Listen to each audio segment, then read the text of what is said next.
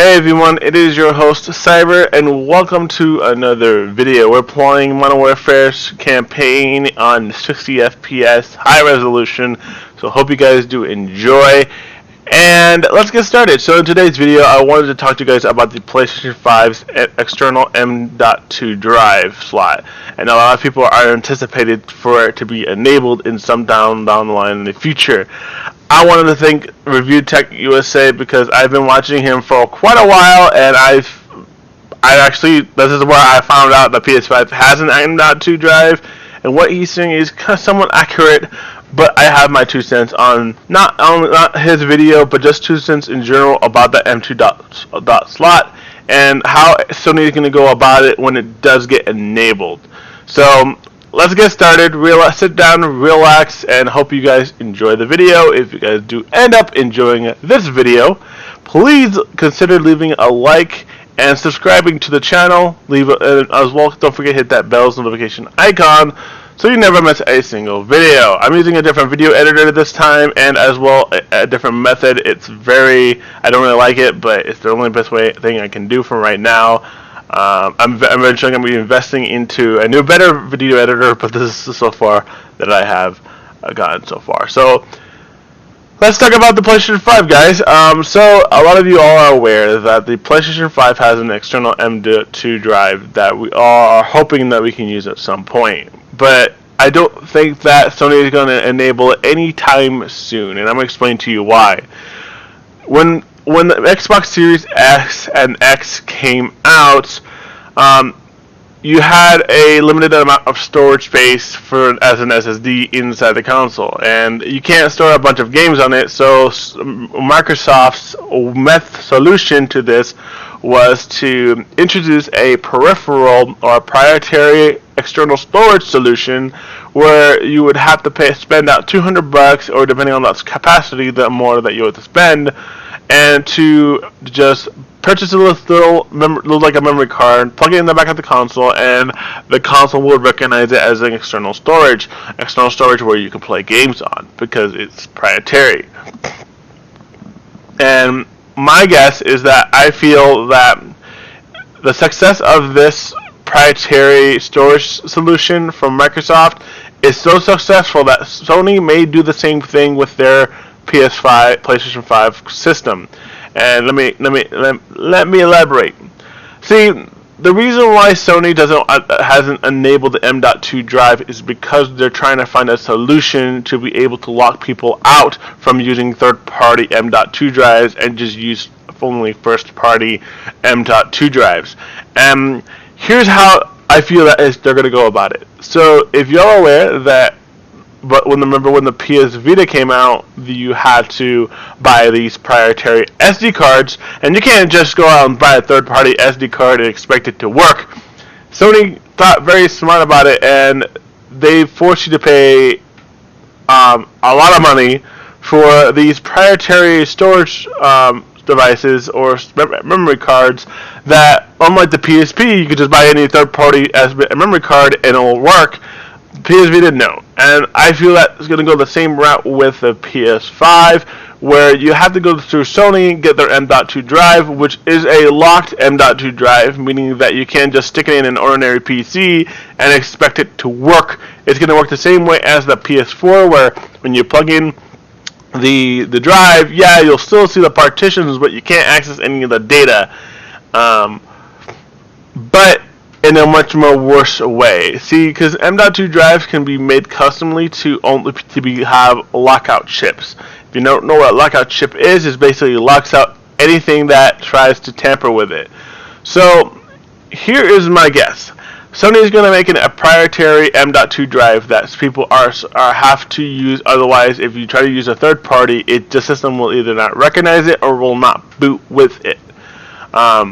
Because you don't have it doesn't recognize that M.2 drive. Even though the M.2 drive meets specifications for the PS5, it has a DRM protection, which is a special chip that has a boot sector that only the PS5 can detect. And without that encryption and stuff like that, then there's really no reason to get an external M.2 drive. what I'm trying to say is that Sony is going to use proprietary hardware to have people expand their stores on the PlayStation 5 and not have you basically spend money on third party, stores like online, Amazon, Newegg, etc., and just pop it into your PS5 and have it work. Sony is going to think very smart of this, and that's how I feel of it, that Sony is going to do this because of their past history with their consoles, and now that we know that the M.2 drive is not working right now because it's disabled, but when Sony does re-enable it, I feel that this is going to be the worst of the worst, where a lot of people they're going to dislike it and they're going to shoot themselves in the fucking foot. See, the reason I like PlayStation consoles a lot was the easy access of replacing and upgrading the hard drive. If your hard drive broke or your SSD broke, whatever you're using, you can easily access it through the compartment and replace it and reinstall the firmware.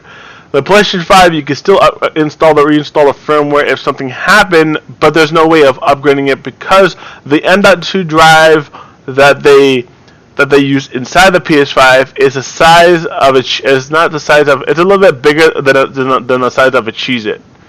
That's how big it is. It's a little bit bigger than a Cheez-It, like an extra large Cheez-It, and that's basically it.